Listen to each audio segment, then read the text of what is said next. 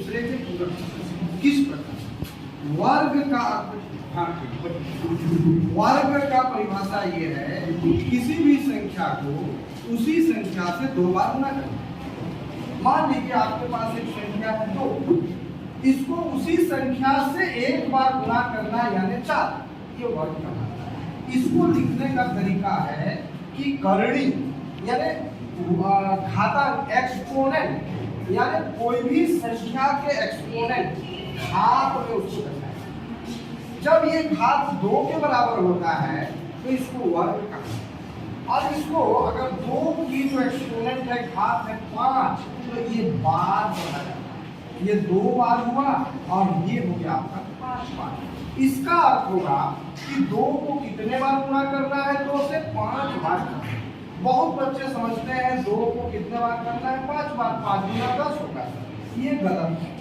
सही क्या है कि आधार बेस क्या है इसका? 2 है। 2 को कितने बार गुणा करना है? 2 से 5 बार, यानी एक्सपोनेंट का अर्थ होता है बार। इसका एक बेसिक मैं एग्जांपल बताता हूँ कि अगर आपको एक व्यक्ति आता है, कोई बीमारी फैला है रायपुर में, महामारी, एक उदाहरण बता रहा हूँ, वहां से आता है, उतरता है कोई चौक चौराहा बस स्टैंड में, और उसको उस खबर को कि भाई ऐसे ऐसे सावधानी आपको करना है। जैसे अभी कोविड का महामारी आया, कोई व्यक्ति रायपुर से आया, उधर पहले वायरल हुआ था कि भाई बढ़ने वाला ये है वो है, शहर का ज्यादा जानकारी रहता है उनको, तो वो व्यक्ति चाहता है कि मैं इस खबर को तुरंत जो है लोगों तक वायरल करूं। तो उन्होंने क्या तरीका निकाला? वो उतर के कितने लोगों को बताया? 3 लोगों को। और क्या बोला? तुम लोग भी 3-3 लोगों को बताना। वो कितने लोगों को बताया? 3 लोगों। अब वो शर्त रखा कि 3 अलग अलग गांव के लोगों को बता के वो बोलता है कि आप भी 3-3 लोगों को बताना, यानी कि एक चैनल बना और 3 लोग कितने को बनाए? 3 लोगों को और बताए, यानी कितने लोगों तक एक बार में खबर गया? 3 गुना 3 गुना 3, 3 तिया 9 तिया 27 लोगों तक एक बार में खबर चला गया। लेकिन ये भी बोले कि आप जो है ये जो 27 लोग हैं, मैं अभी 3 लोग को बताया और मैं शर्त रखा कि तुम भी 3-3 को बताना, यानी ये भी 3-3 को बताए, यानी 27 गुना 27 हजारों आदमी तक 1 घंटा में खबर पहुंच जाएगा। यही घातांक।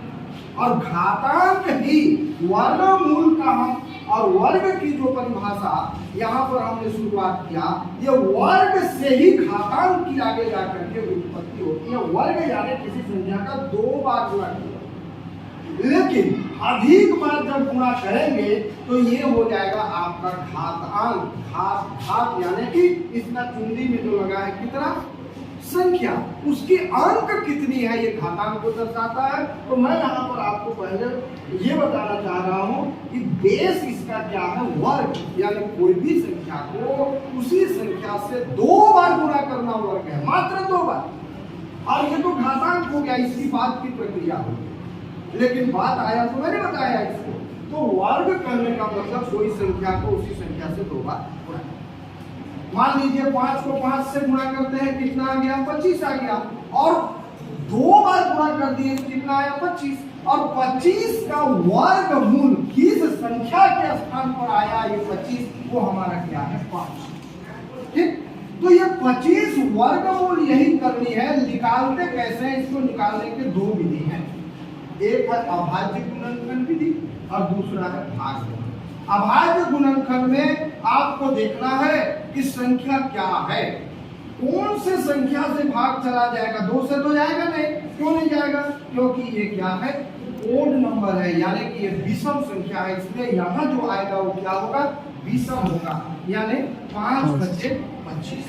5 बचे 25 हुआ ना? तो कौन से अभाज्य गुणनखंड कहने का मतलब कौन सा अभाज्य संख्या यहाँ प्राप्त हुआ? 5। और यही इसका क्या कहलाएगा? वर्गमूल। और वर्गमूल निकालने का विधि क्या है? पहला अभाज्य गुणनखंड विधि, जिसको सीढ़ीदार विधि भी कहा जाता है। तो अभाज्य गुणनखंड, इसका नाम कैसे पड़ा? बाहर में जो संख्या प्राप्त होता है ये संख्या रहता है अभाज्य संख्या, और अभाज्य संख्या की परिभाषा है जिसके 2 ही गुणनखंड होंगे। 5 के कितने गुणनखंड है? यानी 5 किससे किससे भाग जाता है? 1 से और 5। तो 1 से तो जाएगा ही, कोई भी संख्या स्वयं से जाता ही है और 1 से जाता ही है। यानी अभाज्य संख्या के मात्र 2 ही गुणनखंड होते हैं और गुणनखंड का मतलब होता है कौन सी संख्या से वो भाग जाता है। जैसे 10 के कितने गुणनखंड है? 1 तो होगा ही और 10 दो चीज से तो भाग जाएगा ही। इसके अंदर और कौन कौन से भाग जाएगा? 2 से जाएगा और 5 से। तो ये इसके गुणनखंड है। ठीक, तो मैं एक ही चीज में सारे चीज को समेट के आपको बता दिया, समराइज कर दे रहा हूं मैं एक बार। कोई भी संख्या का उसी संख्या से 2 बार गुणा करना वर्ग। जैसे 10 का वर्ग क्या हुआ? 10 गुना 10 बराबर कितना हुआ? 100। और कौन सी संख्या को हम 2 बार गुणा किए तो ये प्राप्त हुआ? उसका वर्गमूल कहलाता है। और वर्गमूल को करणी के चिन्ह से क्लियर हो गया? हुआ कि नहीं हुआ? तो निकालने के 2 विधि, वर्ग करने का तो आसान विधि है, उसी संख्या को 2 बार गुणा करो। जैसे 13 गुना 13, यहाँ से 13 का वर्ग बराबर 169। लेकिन कौन सी संख्या को गुणा किए कि 169 आया, वही इसका होगा वर्गमूल, यानी 13 होगा। और वर्गमूल निकालने के 2 विधि है, 3 विधि है, मैं 2 विधि बता दे रहा हूं। ये आपका अभाज्य गुणनखंड है। जैसे 169 को आप देखेंगे अभाज्य गुणनखंड कहने का मतलब बाहर में जो संख्या आएगा उसके 2 ही गुणनखंड, यानी कि ये 2 से जा सकता है, 3 से जा सकता है, 5 से जा सकता है, 5 के 2 ही गुणनखंड है। 6 से नहीं जाएगा, उसके 3 गुणनखंड, 3 संख्याओं से भाग जाता है 6। 4 से नहीं होगा क्योंकि 4 के कितने गुणनखंड? 1, 2 और 4, 300 है, इससे भी नहीं आएगा। तो कितना से गया? 6 से नहीं गया, 7 से। 7 के 2 गुणनखंड है लेकिन 7 के पहाड़ा में 169 नहीं।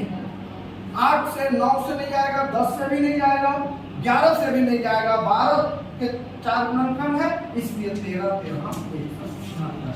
यही 13 आपका ये वर्गमूल है इसका 100। ठीक, आपको छोटी संख्या था बता दिए, 9665 का निकालने को कह दिया तो आपको सवेरे नहीं हो। तो कोई ऐसा विधि होना चाहिए जो कि इतनी बड़ी संख्या को तुरंत आपको इसका उत्तर निकाल दे। तब हमें एक नियम की और बात करनी पड़ती है अभाज्य गुणनखंड से हट के, वो है भाग विधि। बड़े से बड़ी संख्याओं को बहुत कम समय में हम वर्गमूल निकाल सकते। तो वर्गमूल का जो चिन्ह रहता है वही करणी चिन्ह है। अब देखिए मैं 2-3 संख्याओं को आपको बता रहा हूं। 169 का निकाल के बता रहा हूं। 169 यानी कि क्या निकालना है हमें? वर्गमूल 169। ये इसको ऐसे रखना है, ठीक है? करणी चिन्ह है। गणित में ये बराबर है, जबकि है, ये इसलिए है, गुणा है, भाग है, वैसे ही ये क्या है? करणी चिन्ह। ठीक है, इसका मतलब है कि हमें इसका वर्गमूल क्या होगा देखिएगा। हमको इधर से जोड़ी बनाना है, एक जोड़ी हो, इसका कोई जोड़ी नहीं है, सिंगल है। अब यहाँ पर हम क्या संख्या रखेंगे, वही संख्या को हमें यहाँ रखना है, इससे बड़ा नहीं। जोड़ी को नहीं चुना है, जोड़ी बन गया, सेट हो गया, पेयर, दोनों का पेयर। ये होगा 1 2 से देंगे तो 2 गुना 4 बराबर है, इसलिए 1 से 1 कम 1 और ये। ये जो संख्या आएगा पुनः यहाँ पर जोड़ना है, 1 और 1 हो गया, तो आ गया। ये दोनों जोड़ी नहीं टूटेगा, 6 9 एक साथ उतरेगा। और यहाँ पर क्या रखेंगे याद रखिए, यहाँ जो रखिएगा वही यहाँ रखना है, यहाँ जो रखे वही यहाँ पर। यहाँ पर क्या रखेंगे तो इससे बड़ा नहीं होगा, भाग का वही नियम है। तो ये हो जाएगा 2 रखेंगे तो 2 गुना 4 कम हो जा रहा है, 3 रखते हैं 3 दिया 9, 3 गुना 6 और ये देखिए आपका कट गया, ये तेरा उससे सरल हुआ था, उससे सरल पढ़ा के नहीं पढ़ा पढ़ा ना जी, बड़ा संख्या का समझ रहे हैं। अब कोई संख्या में लिख दिया यहाँ पर यहाँ पर कितना लिखा था 9665। आपको पता लगाना है कि ये कौन सी संख्या से भाग जाएगा। जिनको जानकारी नहीं है तो भाग देते देते वो 2 महीना पार कर देगा। 2 से देगा, 3 से, 4 से, 5 से नहीं। जांच करने का आसान नियम, जिस संख्या का इकाई का अंक विषम है वो सम संख्या से भाग नहीं कर सकता। यानी 2 से नहीं जाएगा, 4 से भी नहीं जाएगा, 4 के पहाड़ा में विषम संख्या नहीं है। तब किससे जाएगा? 3 से जांच करते हैं, क्योंकि 3 भी विषम है और ये भी विषम है। तो इसका जांच करना है, सभी को जोड़ देंगे। अगर 3 से भाग चला जाएगा 9, 10, 5, 15, 5, 20, 26, क्या 3 से 26 भाग जाता है? नहीं, यानी कि 3 से भाग। जांच करके मिनटों में, गणित जैसा मजेदार कोई भी विषय नहीं। लेकिन जानकारी के अभाव में बच्चों को कठिन से कठिन लगता है। हम जैसा आदमी तो खिलौना समझते हैं, इतना मजा आता है। और बच्चों को भी हम चाहते हैं कि हम जैसे खिलौना को खेल रहे हैं गणित का, वैसे आप खेलिए, इतना मजा आएगा। और जानिए, कोई भी कंपटीशन परीक्षा भारतवर्ष में ऐसा नहीं है कि गणित का प्रश्न नहीं है। तो बेसिक चीज यही है, यही पूछो। वर्गमूल निकालिए, या इतना 8 से भाग जाएगा कि नहीं बताइए। 8 से विभाज्य है कि नहीं बताइए। नहीं है, क्योंकि ये सम है, विषम। 5 से है कि नहीं बताओ। तो 5 से भाग जाने का शर्त क्या है? जिस भी संख्या का अंतिम अंक 0 और 5 होगा वो 5 से भाग जाएगा। तो अंतिम अंक 5 है, यानी 5 से भाग जाएगा, हो गया खत्म। किसी से भी जांच कर सकते जी। 7 से जांच करने का जो नियम है, जो पहले खोजा गया, इतना पेचीदा है, लेकिन बहुत छोटा देश, नाइजीरिया से भी छोटा एक देश है, वहां के आप जैसे स्कूल का एक विद्यार्थी 7 से विभाज्यता का नियम इतना आसानी से दे दिया है जिसका कोई सीमा नहीं। ये एक लाइन में खोल दिया उसने, आप जैसे विद्यार्थी है, लेकिन 7 के नियम को वो इतना आसानी से खोज दिया कि वो पेटेंट होने जा रहा है, गणितज्ञ बन गया, उसका नाम से पेटेंट हो जाएगा, रजिस्ट्रेशन हो जाएगा। तो रुचि सबसे बड़ी बात है, और रचनात्मक क्रिएटिविटी दिमाग में होनी चाहिए। तो मैंने क्या बताया? पहले तो बताया यहाँ पर कि वर्ग क्या है, किसी संख्या का उसी से 2 बार गुणा करना होगा। कौन से संख्या से गुणा करना ये जानना होगा। उसको निकालने के 2 विधि, सीढ़ी विधि और भाग विधि मैंने बता दिया। बड़े से बड़ी संख्या का जोड़ी लगा करके आपको इतने लाइन में करोड़ों की संख्या काटनी है। और अगर सीढ़ीदार से बनाएंगे तो आपको 3 दिन लगेगा। कोई भी गणित शुरुआत में खोजी गई, उस समय उतना दिमाग वाले लोग भी टेक्निकली कम थे। अब जो है इतना तेजी से गणित का भी विकास हो रहा है, छोटे से छोटे शॉर्ट में आप जैसे बच्चे ही गणितज्ञ बन रहे हैं, कोई साइंटिस्ट बन रहे हैं, कोई खगोल शास्त्री बन रहे हैं, कोई अर्थशास्त्री बन रहे हैं। सबसे बड़ी बात है रुचि होनी चाहिए और रचनात्मक सोच होनी चाहिए। जहां से आप शुरू करेंगे वहीं आपकी दुनिया, ठीक है जी। समझ में आ गया? नहीं आया? अगर बड़ा संख्या आपके पास में है, मान लीजिए 1729, कोई भी संख्या ले लेते हैं, 17, 5, 6, 8। अब देखते हैं कि वर्ग संख्या है कि नहीं। हो भी सकता है, नहीं भी हो सकता है, क्योंकि मैं अंदाज से लिखा हूं। तो इसको हल करने का नियम है, इसका जोड़ी बनाइए, इसका जोड़ी, इसका 1 एकम 1 कट गया, क्या बचा? 7 और 5। समझते जा रहे हैं ना? ये 1 कहां जुड़ेगा? यहाँ। तो कौन सी ऐसी संख्या है 75 से बड़ा नहीं होनी चाहिए? कौन सा ले? देखो भाई, यहाँ 2 लेते हैं तो 22 गुना 44, 3 लेते हैं तो 66, 4 लेते हैं तो 4 चौके 16, 4 दूनी 8, 9, गलत हो गया। 3 लेना पड़ेगा, अंदाज तो लगाना पड़ेगा ना। ये हो जाएगा 3 तिया 9, 3 दूना 6, अरे 3 दूना 6, 3 तिया 9, 3 दूना 6, ठीक है। अब मैं गारंटी नहीं है कि वर्ग संख्या है कि नहीं, अभी जांच कर रहे हैं ना, उसके बाद निकलेगा। अगर वर्ग संख्या है तो यहाँ 0 आएगा, तो यही उसका उत्तर होगा। और वर्ग संख्या नहीं है, वर्गमूल संख्या नहीं है, किसी का वर्ग नहीं है, तो नहीं आएगा। आगे बढ़ते हैं। अब ये 3 जुड़ेगा, क्लियर हो गया? 3 और 3 6, और ये आ गया। अब यहाँ पर क्या उतरेगा? 15 में 9, 9 चौक 15, ये कट गया। अब ये दोनों जोड़ी में उतरेगा। भैया ध्यान रखिएगा, सिंगल नहीं उतारना, यही भाग जोड़ी में उतरेगा। और जोड़ी कहां से बनेगा? दाहिने से, बाएं से नहीं, दाहिने से। आप यहाँ पर क्या लेंगे? 6 लेना है, 5 लेके देखते हैं, अंदाज तो लगेगा ना। 5 बचे 25 और 5 छक्का 30 और 2 32 और 5 दूनी 10।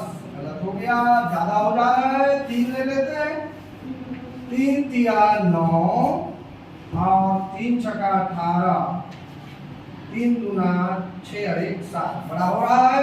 2 ले लेते हैं, 2 दूना 4, 2 छक्का 12, 2 दूनी 4 और 1 5। यानी कि 8 में 4, 8 में 4, 6 में 2, 2, 6 में 5 1।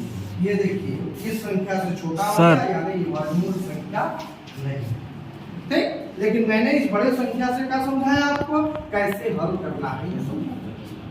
ठीक है ना, जो यहाँ लेंगे वही रिपीट होगा, अगला स्टेप में जाएंगे प्लस होगा, ये प्लस हो जाएगा और वैसे ही जोड़ी जोड़ी करके हजारों करोड़ों की संख्या को आप इतना ही सर 6 में 2 4 होगा सर, यहाँ पर 6 में 2 4। फिर भी इससे छोटा हो गया ना जी, इससे छोटा हो गया ना जी। यानी दशमलव में इसका वर्गमूल आएगा, लेकिन दशमलव बहुत पेचीदा है, तुरंत नहीं समझेंगे। ऐसे प्रश्न को आप एक बार बनाइए जी, विभिन्न संख्याओं को लेके बनाइए, फिर वर्ग जो पॉइंट वाला संख्या है उसको हम बता देंगे। यहाँ पर दशमलव लगाएंगे, यहाँ 2 शून्य करेगा, 1 दशमलव में 2 शून्य, फिर आगे बढ़ेगा।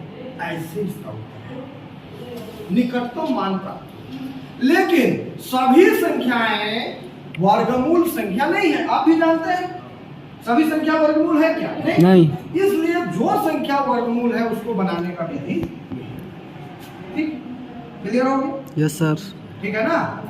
अब आप जोड़ घटाव गुणा भाग तो करते हैं ना घर में जी, बैंक भी जाते हैं। 1 से लेकर 100 तक कितना तो एक आता है मुझको बता 1 से 100 तक एक कितना बार आता है? 10 11 सोच के सर को बता देना। 11 समझ में आया? आया। आ गया ना? अरे बच्चे